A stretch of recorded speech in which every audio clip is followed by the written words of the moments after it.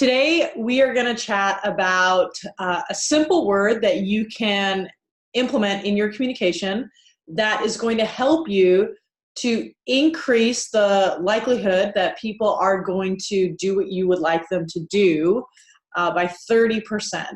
My name is Tasha Smith, and I am the founder of Emerge Sales Training. We help network marketers increase their skills in leadership and recruiting and sales while being a good human. And I want to share a study with you that I read a while back. I was reading the book, The Science of Selling, and this study blew my mind. And the concept is that all we have to do when we're communicating, and maybe that's a little bit extreme, so probably not all we have to do. There's lots of different ways to gain buy-in or agreement when we communicate, but the simplest strategy is just to give people a reason. And the formula, when, a lot of times we'll ask people for things like, watch this video. Maybe all we need to do is say, watch this video because it will help you with your business. By putting that word in, because, and giving a reason, our mind responds so much better because we want to be able to justify everything that we're doing. And as communicators in network marketing, we are wanting to communicate an idea or create action for customers or team members, or sometimes even for ourselves, and we fail to give this reason. Let me take a minute and just explain the study here, because this is to me, it's fascinating.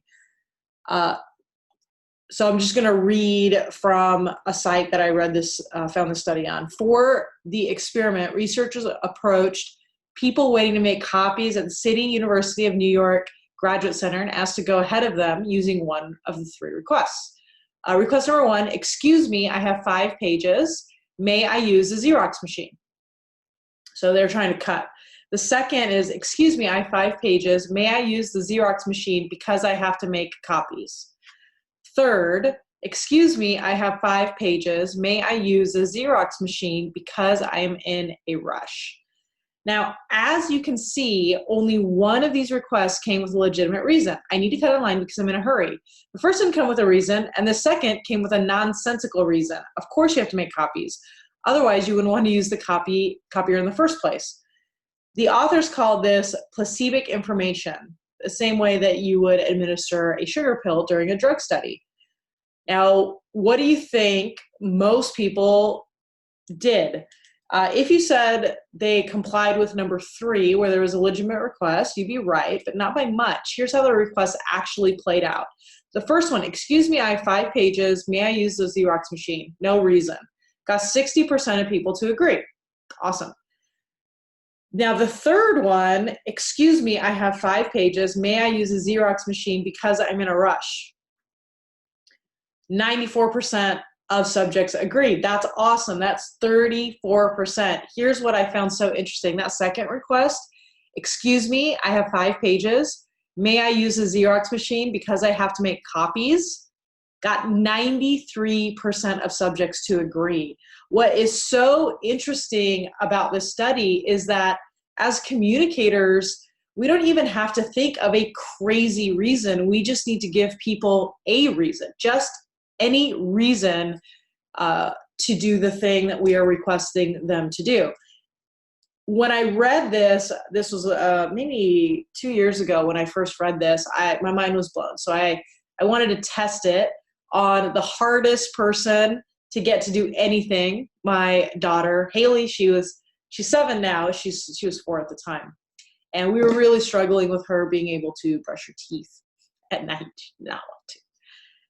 So I took this technique for a spin. Night 1, Haley, and we tried everything, right? Like, you need to do this. Here's your reward. We tried every technique that I thought about. And as a professional communicator or coach for communicators, this was incredibly frustrating. We couldn't get Haley to brush her teeth. So night 1, here's what we did. Haley, please brush your teeth because then you'll have healthy teeth. She said, okay. And she did it. Awesome. Next night, Haley, brush your teeth because it's bedtime. Again, success, amazing. Then I started playing around a little bit. Haley, brush your teeth because it's time to brush your teeth. A nonsensical reason. And she still did it. All she needed was a because. The fourth night, I took it to the extreme. I said, Haley, please brush your teeth because the hamper is red. Completely off, like had nothing to do with anything. And you know what, guys? That worked too. She just needed a reason. I think in so many places in our business or in our life, we make communication so much harder than it needs to be. Maybe we just need to give people a reason. You may be thinking, okay, great. So you got your kid to brush your teeth. And I mean, most of the techniques that we're going to teach you, they're going to help improve your communication skills in all areas of your life. So yes, it's very, very important. But you might be asking yourself, how do I apply this in my network marketing business? So here are some examples. Number one, let's say you are trying to have your customer put in their credit card so that they can set up their recurring order. You know the benefits of the recurring order to the customer, not so much yet. We might just say, do you want to do you want to place your second order or set up this auto ship? What about instead of you said, I recommend that you set up your next order because it will save you time. You're going to skyrocket the likelihood that your customer does that action.